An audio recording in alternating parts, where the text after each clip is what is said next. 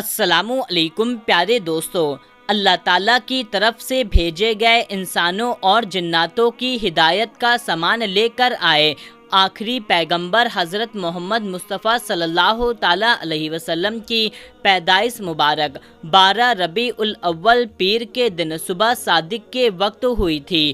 آپ صلی اللہ تعالیٰ علیہ وسلم کی پیدائش پر دادا عبد المطلب کو بے حد خوشی ہوئی۔ انہوں نے ایک میگھا ذبح کیا اور اپنے پوتے کا نام محمد رکھ دیا۔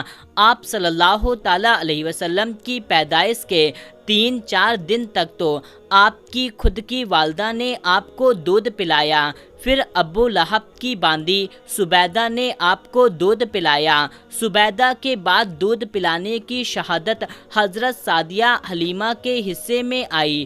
ہوا کچھ ایسا کہ مکہ میں یہ رواج تھا کہ ماں باپ اپنے بچے کو دودھ پلانے اور شروعاتی پرورش کے لیے شہروں سے زیادہ دیہاتوں میں رکھنا پسند کرتے تھے، تاکہ دیہات کی صاف شفاف ہوا اور وہاں کی زبان کے بیچ ان کی پرورش ہو۔ جب آپ صلی اللہ تعالیٰ علیہ وسلم کی ولادت ہوئی تو اس وقت مکہ میں بہت سارے لڑکوں کی پیدائش ہوئی۔ گاؤں سے دودھ پلانے والی بہت سی عورتیں آئیں جنہوں نے وہاں کے تمام بچوں کو لے لیا جو مالدار تھے، لیکن آپ صلی اللہ تعالیٰ علیہ وسلم کو کسی نے نہ لیا۔ سب نے آپ کو یتیم سمجھ کے چھوڑ دیا کہ ان کے والد نہیں ہیں، ان سے کوئی مال نہیں ملے گا اور نہ کوئی انعام ملے گا، لیکن وہ یہ نہیں جانتے تھے کہ یہ تو دو جہاں کے سلطان ہیں، انہی کے صدقے میں انعام اور خیرات بڑھتے ہیں۔ حضرت دائی حلیمہ فرماتی ہیں کہ میرا خچر بہت دھیما تھا، جس کی وجہ سے میں بہت دیر سے پہنچی، اور جب میں پہنچی تو تمام بچوں کو دوسری دائیوں نے لے لیا تھا۔ اب میرے ہاتھ کوئی بچہ نہ لگا۔ کسی نے مجھ سے کہا کہ عبد المطلب کے گھر میں بچے کی پیدائش ہوئی ہے۔ پہلی بار تو میں نے بھی لینے سے انکار کر دیا، کیونکہ ان کے والد نہیں ہیں، کوئی مال یا کوئی انعام نہیں ملے گا۔ پھر میں نے سوچا خالی ہاتھ جانے سے اچھا ہے کہ اسی کو لے کر چلتے ہیں۔ جب میں آمینہ کے گھر گئی اور اس بچے کو دیکھا تو میری آنکھیں پھٹی کی پھٹی رہ گئی۔ ایسا لگ رہا تھا کہ اس کپڑے میں لپٹا کوئی چاند ہو، آسمان سے چاند زمین پر آیا ہو۔ میں نے اس بچے کو لیا اور اپنے گاؤں کی طرف واپس چل پڑی۔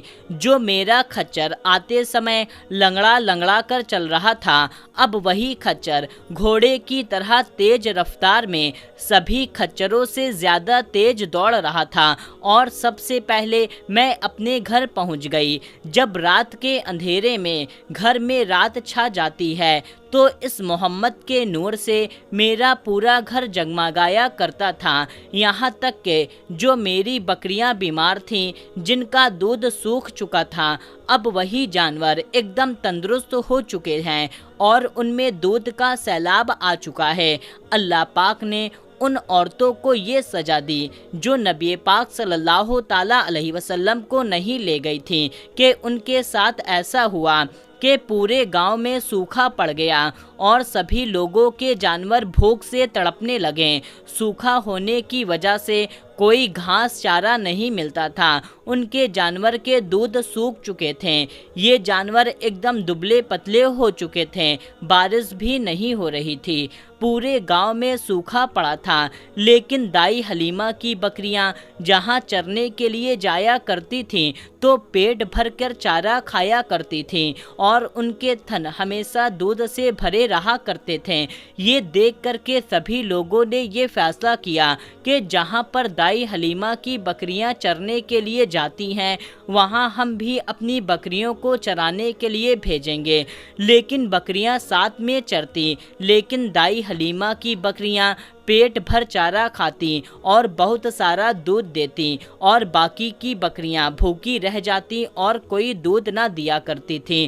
پھر کچھ عورتیں دائی حلیمہ کے پاس آئیں اور کہنے لگیں، اے حلیمہ، तेरी बकरियां पेट भर कर चारा खाती हैं और दूध भी देती हैं, लेकिन हमारी बकरियां भी वहीं पर चरने के लिए जाती हैं, लेकिन वो भूखी रह जाती हैं। ऐसा क्यों है? बारिश भी नहीं हो रही, जिससे पूरे गांव में सूखा पड़ा हुआ है। हलीमा, आखिर तेरे घर में इतनी बरकत कैसे है? तो दाई हलीमा फरमाती हैं, मुझे तो पता नहीं, लेकिन जब से मोहम्मद मेरी गोद में आए हैं तब से ये सब कुछ हो रहा है, और तब से मैंने अपने घर के सारे दिए बुझा दिए हैं, क्योंकि मोहम्मद में इतनी ज़्यादा रोशनी है कि मेरे घर में इतना उजाला रहता है।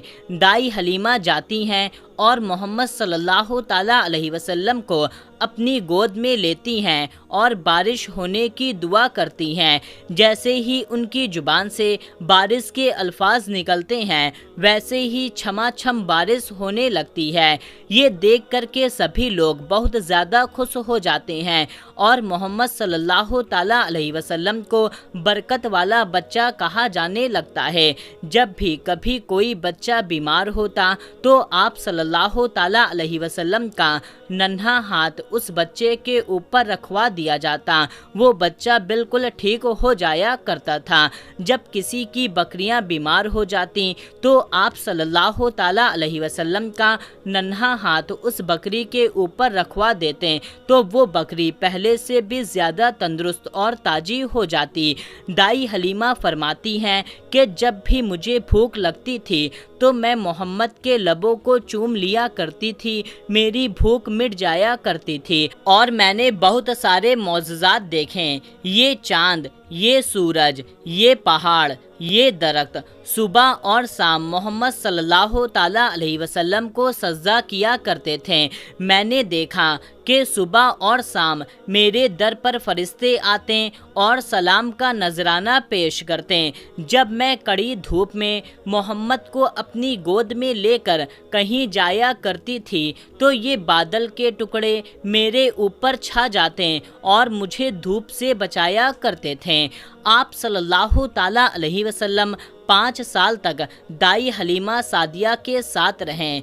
जब आप सल्लल्लाहु ताला अलैहि वसल्लम 6 साल के हुए तो आपकी वालदा हज़रत अम्मा आमना आपको ले करके अपने ननिहाल रिश्तेदारों से मिलने गई।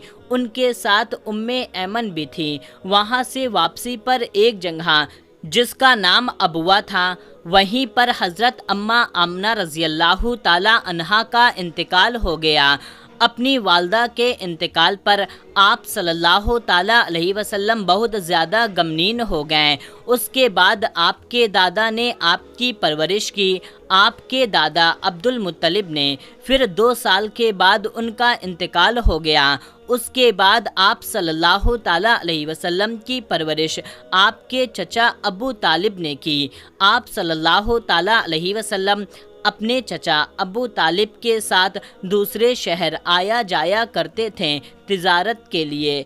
आप सल्लल्लाहु ताला अलैहि वसल्लम दूसरे बच्चों की तरह खेल कूद नहीं किया करते थे। जब बच्चे आपको खेलने के लिए बुलाते तो आप सल्लल्लाहु ताला अलैहि वसल्लम फरमाते, मैं यहाँ खेल कूद करने के लिए नहीं आया हूँ। दोस्तों, नबी पाक सल्लल्लाहु ताला अलैहि वसल्लम की पैदाइश हम इंसानों और जिनों के लिए एक रहमत है। वो रहमते दो आलम सल्लल्लाहु ताला अलैहि वसल्लम हैं। तो जो सच्चे आशिकाने रसूल हैं, इस वीडियो को एक लाइक कर दें और इस चैनल को सब्सक्राइब कर लें और बगल में बने बेल आइकन के नोटिफिकेशन को भी ऑन कर दें ताकि इसका अगला पार्ट आपको मिल सके। तो मिलते हैं, तब तक के लिए अल्लाह हाफिज़, अस्सलामु अलैकुम।